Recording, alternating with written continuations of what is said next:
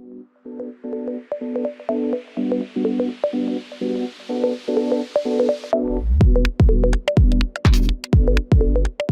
this episode of the Skipped Ideas podcast, we're chatting with Harsha L'Acqua, founder and CEO of Saira Hospitality. She began her career working for some of the best luxury hospitality brands in the world, including Six Senses and Amman, and she's also a graduate of Cornell University's prestigious School of Hotel Administration.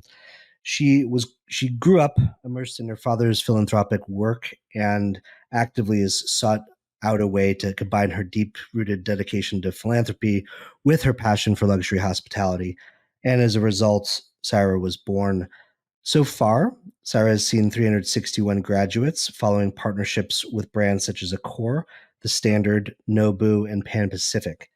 And she creates bespoke pop-up and semi-permanent schools, and they're created to empower and educate local communities that are ready to make a shift or start a career in hospitality. Join us as we explore Harsha's remarkable journey within the dynamic and ever-evolving hospitality sector and her vision for unlocking opportunities and the enduring significance of the human touch in hospitality. Welcome.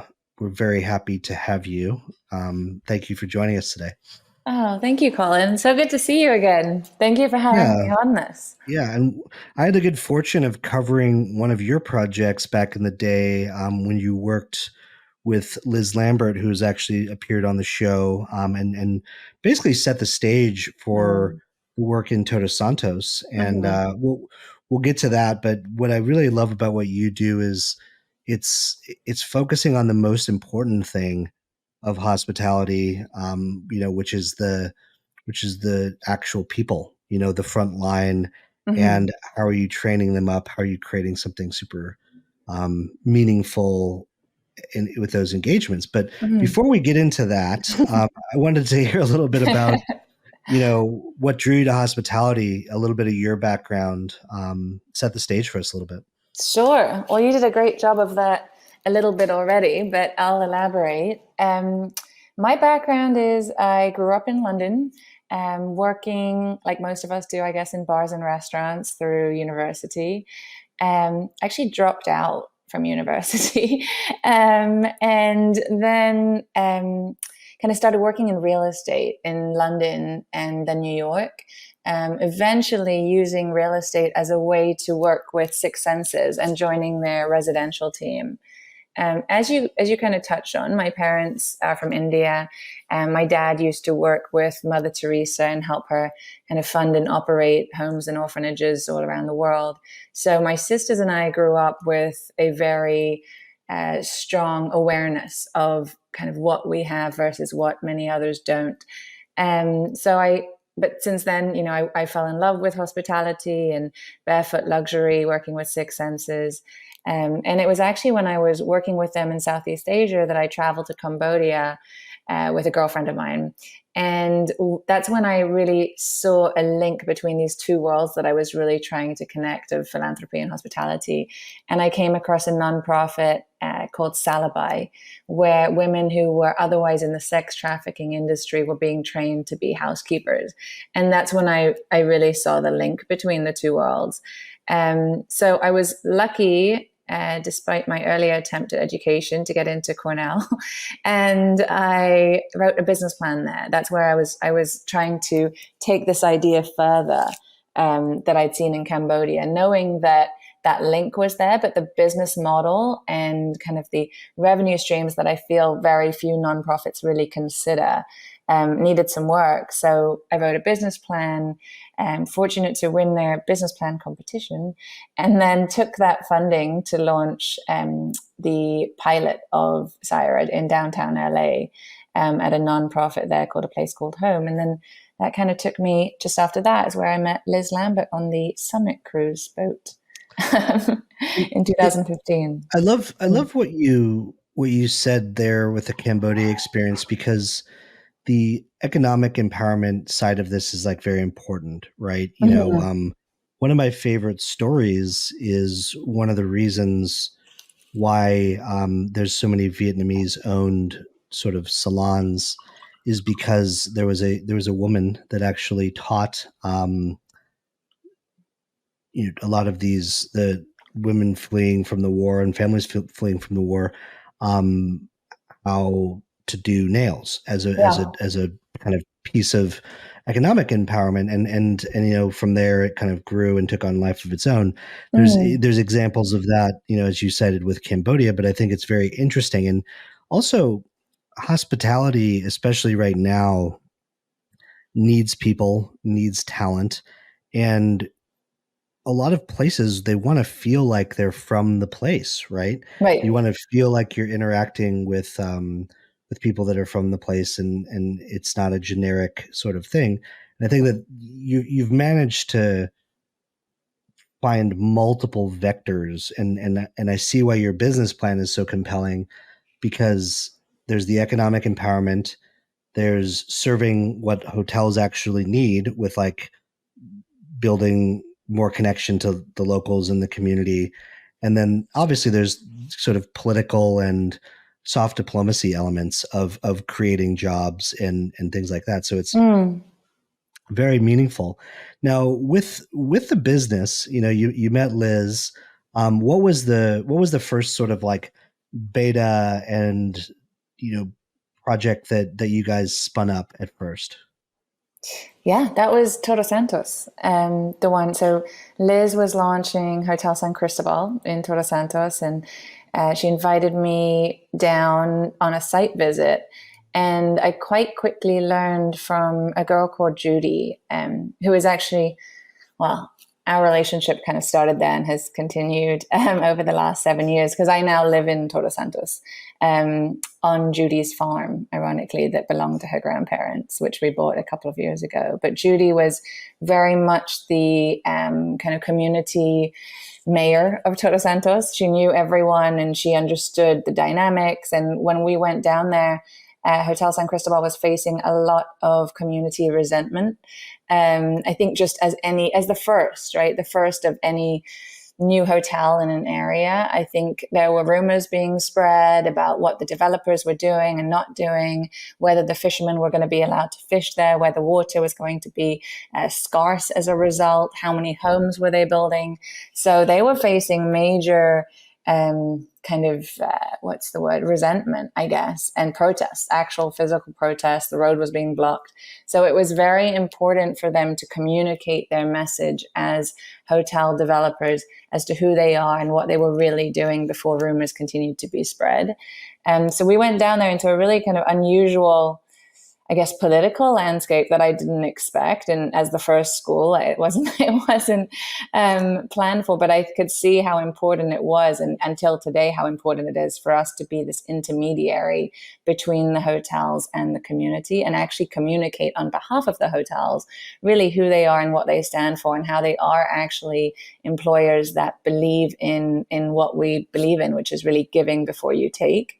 So I may off on a bit of a tangent, but we did, in a nutshell, Liz told us, or Bunkhouse essentially told us that they were looking to fill about 42 entry level positions. So working backwards, which is what we typically do. We go into the community, we post flyers. Judy, again, was very instrumental in spreading the word and getting the buy-in of the community, and letting them know that we're doing this school. It's sponsored entirely by Bunkhouse. It's offering high quality, free of charge education, focusing on hospitality, on Bunkhouse, and also on themselves and who they are and what their career paths could look like in this new industry for a lot of them. And we ended up placing, actually, we did a school for 42 and she wanted to fill 25 positions. So we filled all 25 of these entry level positions before they opened. And it was a success, even though at the time it seemed like a total nightmare. Yeah, I mean, especially before you have any of your SOPs up and before you have anything rolling, the this seems like an insurmountable task. But what kind of unlocked here was people were allowed to change careers, right? Mhm. People that were working in another field could kind of reinvent their lives and work in a really interesting hospitality environment. You had this sort of diplomatic side of things where the additive parts of the hotel, you know, were on display in terms of creating jobs, economic opportunities, but also, as we know in Todos Santos, like people can, these fishermen can still use the beach. Yep. Um, like the sourcing of a lot of the food there is actually probably from those exact fishermen, Exactly. and so just being, the opposite of like a lot of, you know, rampant development that exists around the world, where it's very extractive. This Yep. was much more like symbiotic in a lot of ways, and I think that Yep. that's a secret sauce that you guys found. And then what's been the most exciting project? I mean, you've worked on so many different ones. Like what is the one that you feel has been life changing for the students? Hmm. Any particular location that has really stood out to you as really um, working? Let's see. I think it's a hard one. They're all very different. From there we did another one in Mexico in Costa Palmas, just an hour away from Todos Santos. Then we did a couple in the BVI's. I'm just thinking out loud through the different projects. London's been interesting, for sure, just working in a city. But I think to answer your question, I would likely go with the British Virgin Islands. I think we went into the British Virgin Islands after the two hurricanes had hit them, and we did our first attempt at a collective school where there was a number of hotels coming together, not just the one hotel sponsoring the one school, but a number of hotels. Kind of, it's a bit like after the pandemic, they all opened at the same time after the hurricanes, and just like in London, all the hotels all around the world were opening around at the same time. So that was one of the most impactful, I would say also the hardest school we've done. It really challenged us because there was again so much political drama, I guess, that lay under the surface. And so in that particular community, we realized that they were associating. We couldn't understand why no one wanted to work in hospitality, right? In the Caribbean, there was this just general disinterest in working and serving. And we couldn't really understand why people didn't have what we were looking for in the hospitality gene. And so it took us an extra month. I remember we normally allowed for 2 months before the school runs to find the students and interview them, and then accept them into the school. But we added a month because we realized that they were associating service with servitude. And it took us some time to kind of shift that mindset and explain to them really what hospitality was all about. They lived on these islands. A lot of our students in that program specifically were mostly women, I would say, single mothers. And they lived on these islands where they were surrounded by luxury, but they'd never been to Neca or Mosquito or Rosewood or any of the hotels that were really sponsoring this program. So we also didn't understand, we thought we were just doing one school. And when we got there, we realized between Virgin Gorda and Tortola, there was so much rivalry and competition that we needed to do a school on both islands to decrease that sense of one island has it and the other one doesn't. So we were running out of a kind of a tight budget, two schools on two different islands at the same time, and trying to shift mindsets. We'd go into one of the schools at the beginning of the kind of the outreach period and say to the students, who wants to work in hospitality? And no one would raise their hand. And at the end, we went in, and luckily, which is what is kind of a ripple effect through what we do, we started to get so many referrals, and we went into the same school, and I would say 90% of people would raise their hand and say they wanted to be part of the program. So it was successful in that aspect, but I guess one of the most challenging, which kind of sticks in my mind. I think that's very interesting because the entire industry has to make a new sell to people, in Mm-hmm. terms of like hospitality as a job and as a Yeah. vocation. And I was talking to someone from Four Seasons about this the other day, and I said, "Look, you know, this this career is actually going to be very rare because it's a career, as you've experienced with your own career, that can take you around the world, right? Right. Right. You work your way up through one of the bigger luxury brands, or even other smaller brands, and you could live in London, you can live in Bangkok, you could do a stint in Los Angeles, and you can have a international career. And a lot of these are starting to be very rare, these types of jobs. And in my opinion, people are always going to need a place to stay. And it's not going to be a job that's completely like eviscerated by generative AI and a lot of the things that are kind of creeping on the horizon, right? You're in the business of caring for others, and you're in the business of sort of anticipation, and it's a very powerful thing. And I love what you said, because you kind of have to flip the script. Not everyone understands this. And like when some people think about it just as sort of servitude, or it's been framed to them the wrong way. Yeah. Of course, that sounds terrible, right? Yeah. But when you see it in the way that I think you view hospitality, it's a different story. And this is not to say it's not a hard job. This is not to say that it's not a job that is without, frustrations and difficulties, but it is an interesting thing when you frame it the right way. So I like the notion of your ability to almost bend perception with the projects that you're doing through word of mouth, which is really exciting. Yeah, it takes some work. I mean, at first you have to, it's so many different cultures, right? Some, like for example, when I look back at Mexico, so easy. The cultures there, they understand hospitality, they understand what hotels can bring, they understand the economic empowerment that they can bring.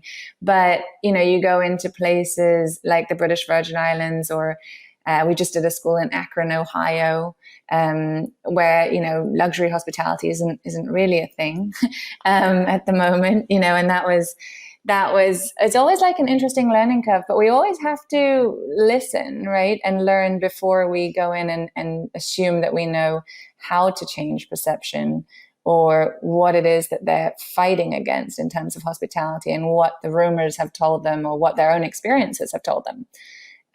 So it takes a while, I would say, for us to really truly understand different cultures and their attitudes towards the industry before we can shift. That's such a great point. And I feel like Mexican culture has a built-in politeness, has a built-in hospitality, right, where perhaps other cultures don't have the same thing. And so there is an educational phase. I would love for you to share with our listeners, the crawl, walk, run, how these modules work, how you're taking someone from day one to the final day. And also, how are you helping them navigate the harder things with hospitality, which is some of the more social elements? If you're coming from a conservative area, serving and working with LGBTQ plus couple, right?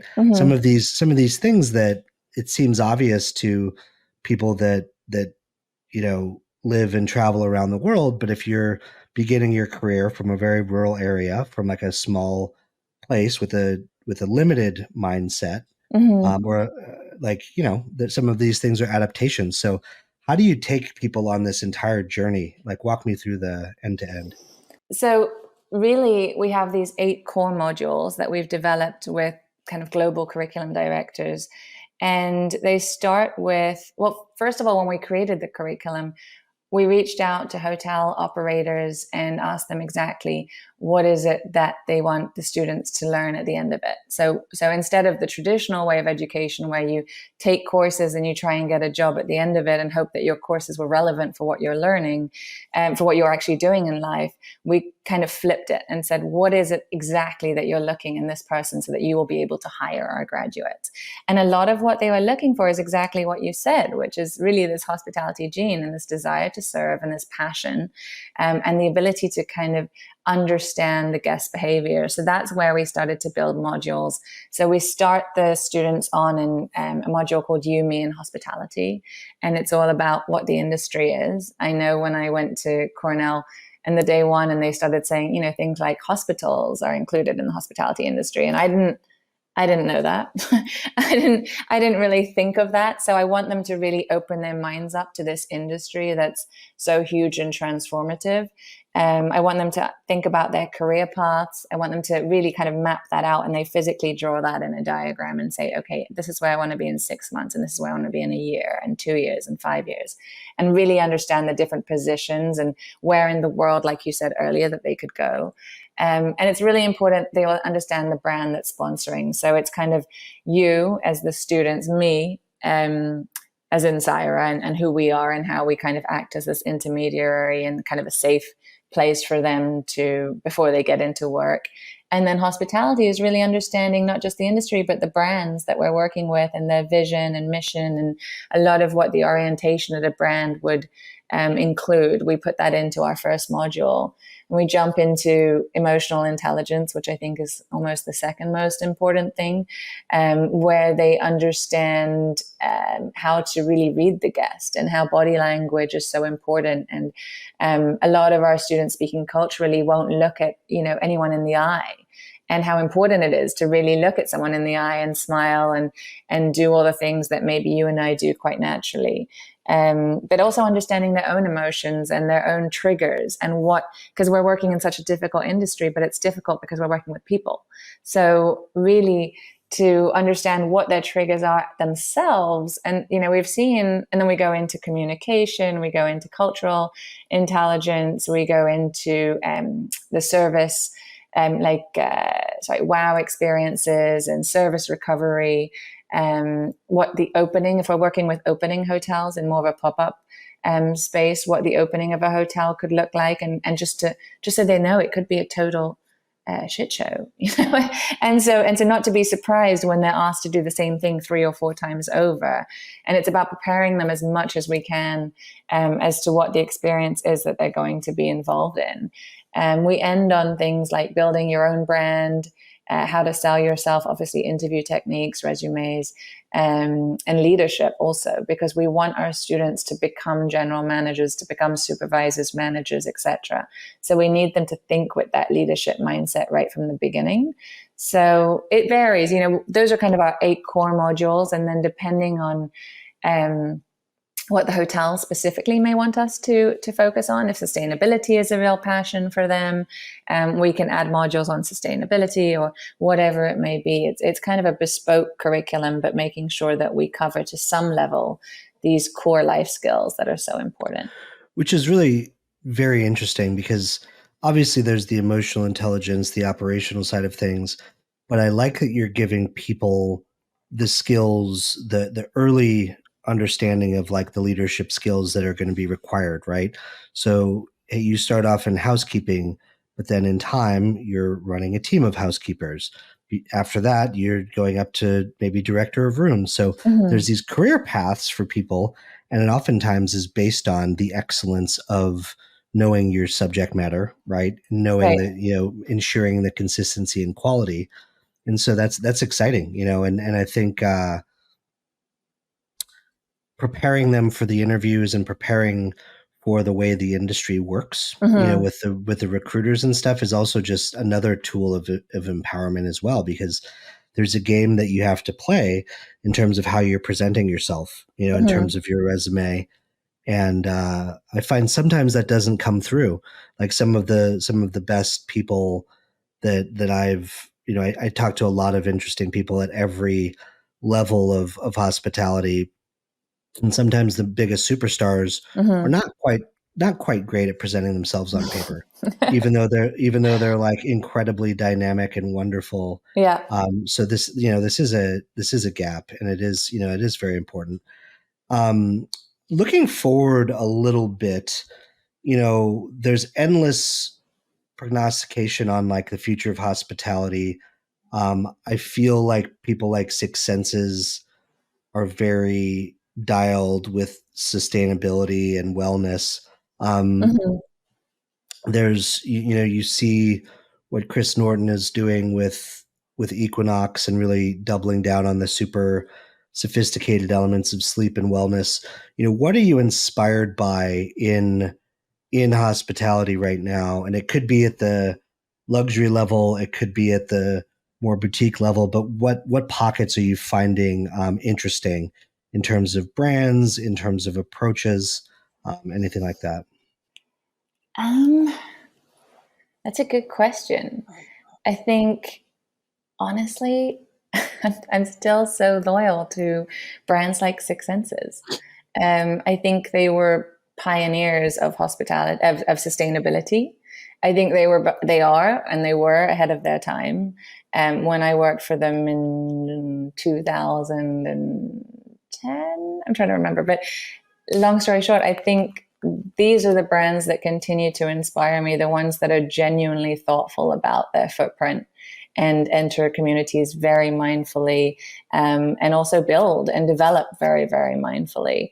I think that a lot of hotels, unfortunately, we're seeing a lot of greenwashing, right? And we're seeing a lot of, they realize it's a very different world now to what it was 8 years ago when I was starting Saira, and when I used to call brands up and say, "Can I speak to your CSR department?" and they didn't know exactly, what I was talking about, or ESG, or, and these aren't acronyms that were very common back then. But I do think hotels are starting to realize that. But the true ones, and I always do go back to Six Senses, because it wasn't just their focus on sustainability that would inspire me, but it was also kind of their sense of playfulness, and their understanding of escapism, and the encouragement they would have to guests to get lost on Maldivian islands, or they would build unique experiences like treetop dining pods where waiters would come on flying foxes and deliver food through the trees. And I think just always challenging the norm of hospitality and going beyond, of course, just heads in beds and what traditional hospitality is doing. But I see more and more hotels, well, first of all, I see more and more hotels increasing their room rates like crazy, like mind-blowing. Like I can't afford them. Like it's all down the road from us in Pescadero, where we live near Todos Santos. There's hotels, the average rate in general in these luxury hotels is about $650 in small towns with 5,000, 10,000 people in it. And so what I think is setting hotels apart right now is, what else are they offering? What experiences? I think boutique was replaced by lifestyle, which is now replaced by experiential. And so hotels have to be really challenged. And I think Six Senses 10 years ago was doing what hotels are still striving to do, personally. Yeah, no, you make a very good point. I think that there's brands that have this deep core sense of purpose, and it pulls through across every single thing they do. There's like a silent integrity to these things that I feel like the consumer, like the ever jaded consumer in the world, can really see. And I Yeah. and I really agree with you that a lot of the industry has gotten kind of out of touch. And my joke with a lot of these brands now is, it's like the emperor's new clothes, right? It's like some of these luxury brands are charging $3,000 a night, but they actually can't back it up in No. terms of service delivery or anything like that. And I actually think it's a type of luxury that is slowly dying. I think that there's this icy, opulent type of luxury that's all about excess, that's kind of going the way of like the formal suit and tie every day, right? Mm-hmm, mm-hmm. And so that evolution is interesting, and corresponding to what you do, the desire for service delivery is changing. So it's not just everyone that has been to like a super polished Swiss hotel school, although in all fairness, a lot of those hotel schools are trying to change too. But Yep. it's not the white glove, you know, approach. It's a little bit Mm, more warm. It's a little bit more anticipatory, mm-hmm. and it's something that is honed over time, right? There's Yeah. the training that you do, but then there's the inherent sort of good of the person that Mm-hmm. has to shine through, and the personality of the person. And I think that that's what Mm-hmm. Liz Lambert has done very well with her hotels. Any sort of Yep. boutique hotelier has to really make the place a reflection of the community, and that's what's finding a little bit more resonance in the market right now. So I'm really happy that you see that as well. So we've talked about a lot of the great things that you guys bring to the staff, the economic empowerment, a little bit on diplomacy. What are the other things we should know about what Sarah's bringing to a community?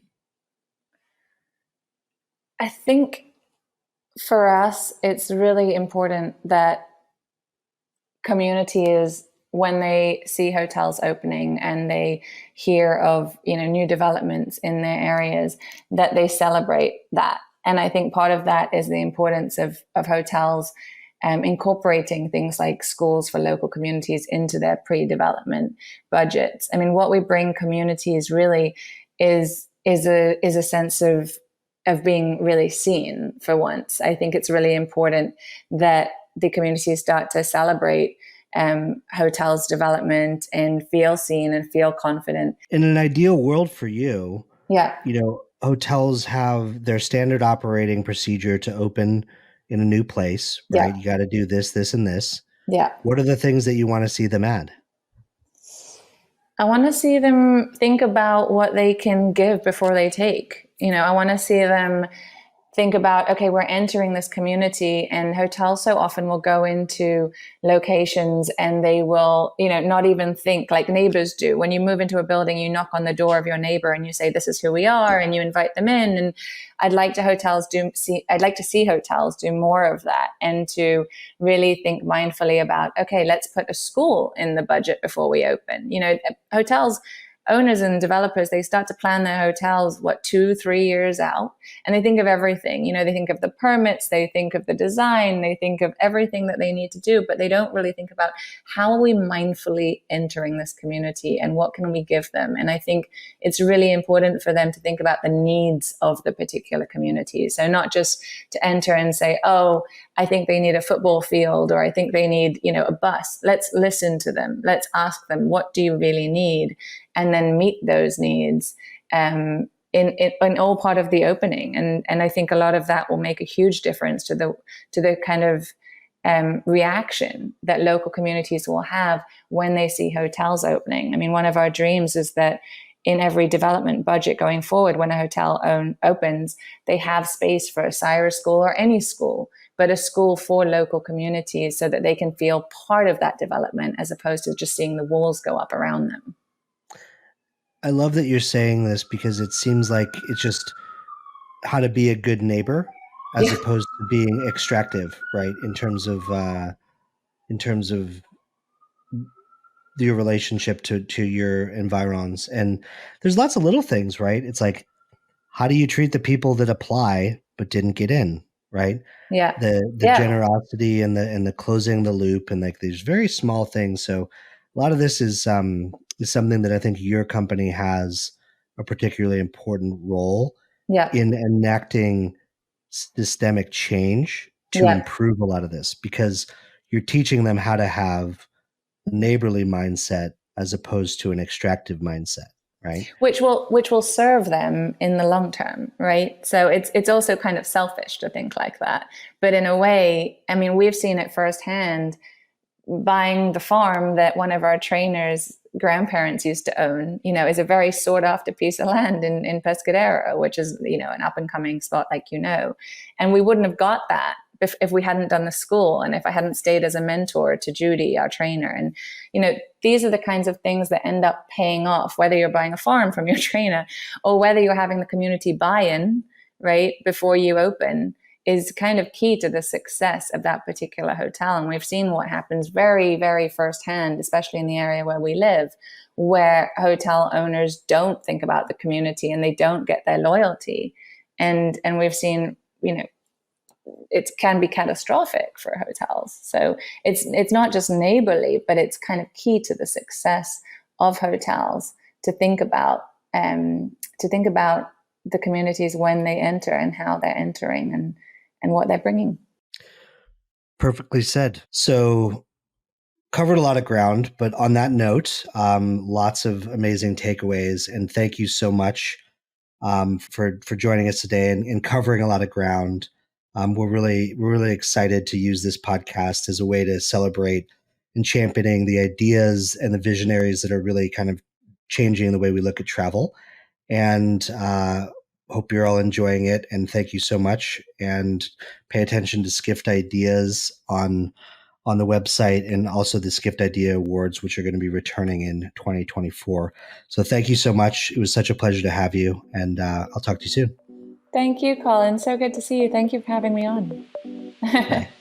Bye.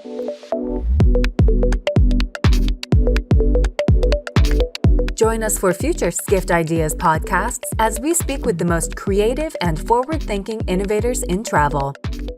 As always, go to skift.com to stay up to date on the latest news and insights across the travel industry.